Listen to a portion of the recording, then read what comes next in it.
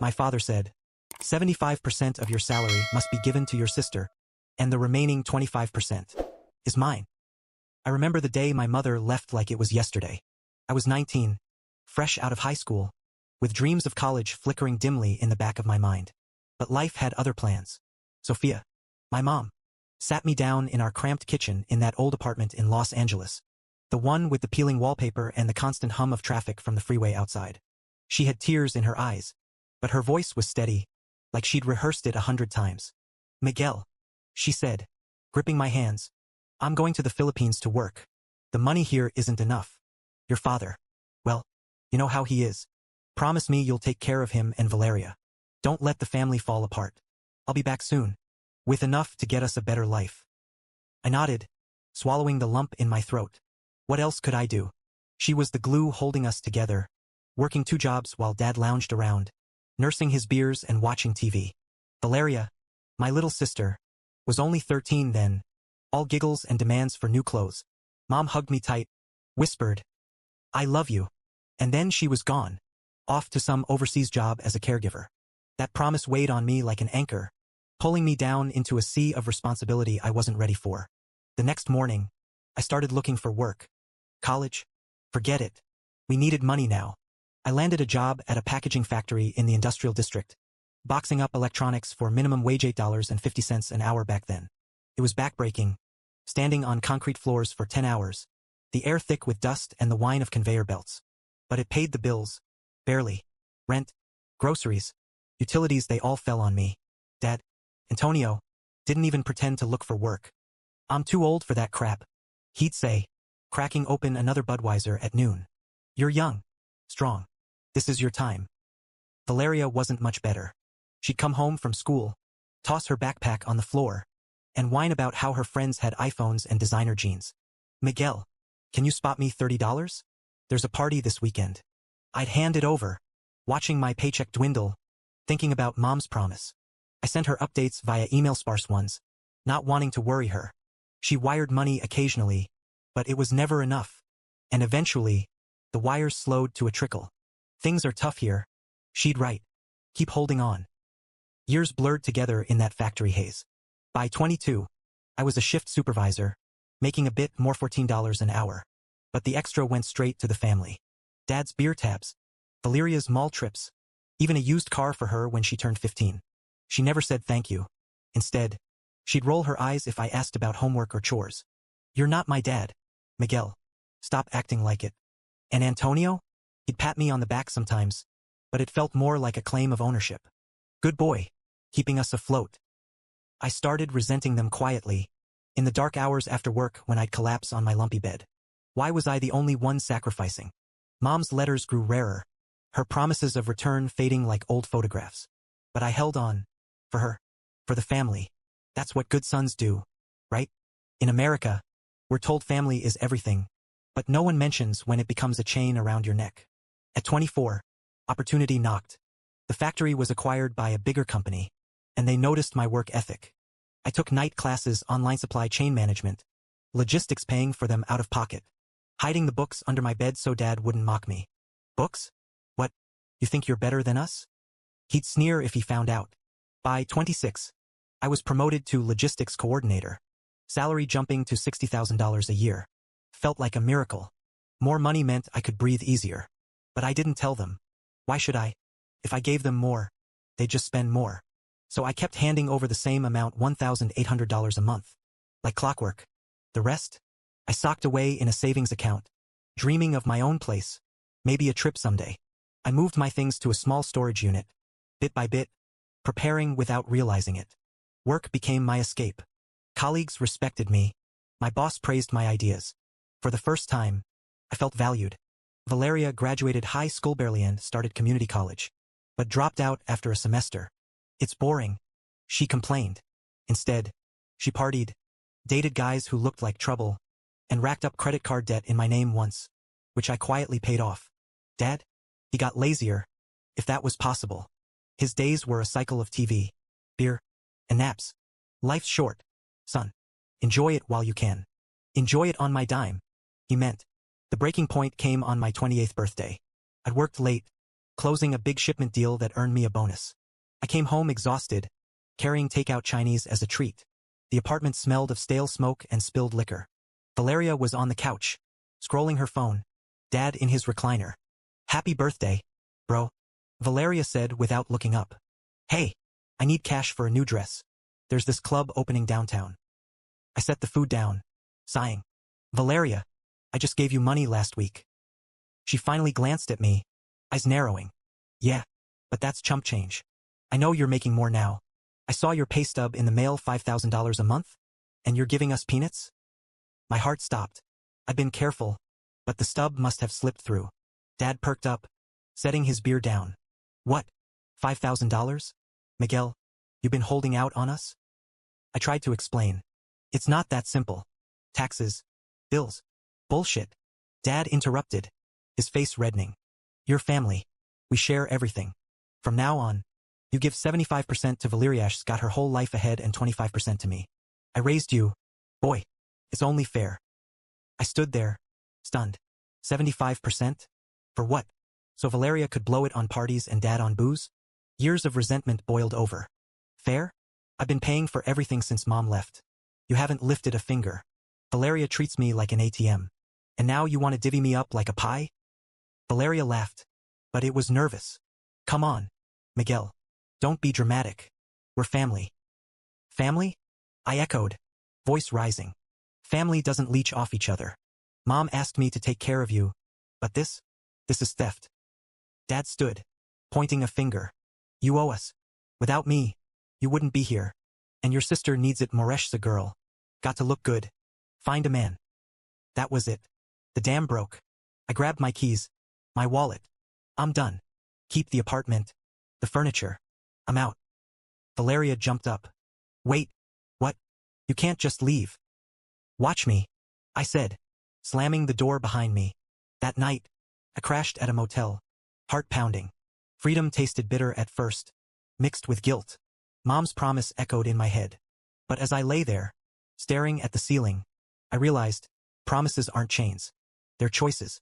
And I'd chosen wrong for too long. The next day, I rented a small studio in a quieter part of LA, near work. It was sparsely bed, a table, a kitchenette, but it was mine. No more demands. No more eye rolls. I blocked their numbers temporarily, needing space. Work flourished. With the extra energy, I pitched ideas that got me another promotion. Salary hit $85,000. I started jogging in the mornings, reading books I'd always wanted to, even dated a bit. Elena, a coworker, became a friend, then more. She listened to my stories without judgment. "You did the right thing," she'd say. "You can't set yourself on fire to keep others warm." Months passed. Then the calls started from unknown numbers. Voicemails pleading. "Valeria first. Miguel, please. Rent's due. And Dad's sick. We need help. Dad, son, come home. We miss you." Miss my money. More like, I ignored them at first. But curiosity and maybe lingering guilt made me check in indirectly. A mutual friend told me the story. They'd blown through what little savings they had. Valeria got evicted from her own place. Turns out she'd been living off my old contributions. Moved back with Dad. He tried odd jobs but couldn't stick to them. Eventually, he became a taxi driver, griping about the long hours. Valeria waited tables at a diner, complaining about sore feet and rude customers. One day, Mom called. She'd heard through the grapevine. "Miguel, how could you abandon them? I trusted you." I took a deep breath. "Mom, I didn't abandon them. I saved myself. You left too. Remember? For a better life. Why can't I?" She paused, voice softening. "It was different. I sent money. And I sent everything for years. They never appreciated it. They used me." She sighed. "Maybe you're right. But family. Family should lift each other up, not drag down." We talked a bit more, but the rift was there. She stayed abroad, her own life complicated. Valeria showed up at my work one day, looking haggard, makeup smudged. "Please, Miguel, just a loan. I'll pay back." I met her in the lobby, arms crossed. "No, you need to learn to stand on your own." She cried. "You're heartless." "Heartless? I gave you my youth. Now it's my turn." She left in tears, but I felt like no more anchors. Dad tried once more. A letter slipped under my door. Son, I'm sorry. Come see us. But apologies without change are empty. I tossed it. Now, at 29, life is mine. I travel weekends in San Diego, hikes in the Sierras. Elena and I talk about the future, maybe a house someday. Work promotes me again. I'm managing a team now, salary over $110,000. The savings grow, a nest egg for dreams I never knew I had. Sometimes I wonder about them. Has Valeria found stability? Is Dad still driving that cab? Reflecting on his choices. Mom writes occasionally, neutral now, sharing her own regrets. Part of me hopes they've changed, grown from the hardship. But that's their story now, not mine. Freedom isn't just absence of chains. It's the space to breathe, to become. I promised Mom I'd care for the family, but I forgot to include myself. Now, I do. And in that, I found peace. Let me rewind a bit, to fill in the gaps of those years. After Mom left, the apartment felt empty, like a shell. I'd wake up at 5 in the morning, make coffee, pack a lunch of leftovers, and head to the factory. The bus ride was 40 minutes. Time I spent staring out the window, wondering if this was all there was. At work, the foreman, Mr. Lopez, was a tough guy but fair. You got potential, kid. He'd say, don't waste it here forever. I took his advice to heart. While packing boxes, I'd think about efficiency, how to streamline the line, reduce errors. I suggested changes, and they listened. That's how I got the first promotion. But home? It was a black hole. Dad would be on the couch when I got back. Game shows blaring. How was work, son? He'd ask, not really caring. Fine, I'd mutter, handing over cash for bills. Valeria evolved from a kid to a teenager nightmare. 14. She started sneaking out, coming home smelling of smoke. Where were you? I'd ask. None of your business. She'd snap. Once, I found weed in her room. It's just for fun. Miguel. Lighten up. I covered for her, paid for her phone bill when she overused data on social media. Instagram was her world, posting selfies in outfits I bought, captioning living my best life. Best life on my sweat. One Christmas, I splurged on gifts: a watch for Dad, a necklace for Valeria. Dad pawned his a month later for beer money. Valeria lost hers at a party. Oops, she said. No apology. The resentment built slowly, like pressure in a boiler. I'd lie awake, thinking of Mom's emails. I'm proud of you, Miguel. Hold the fort. Hold the fort? It was crumbling. When I started the online classes, it was my secret rebellion. 2 hours a night after work. Studying by laptop light. Supply chains. Inventory management. It clicked. I aced the courses. Got certified. The promotion to coordinator came with an office. A desk. Great job. My new boss said, you're going places. I celebrated alone. A beer in my new apartment. No. Wait, that was later. Back then, I still lived home. I hid the raise by opening a separate bank account. Gave them the usual. Banked the rest. Felt dishonest at first, but justified.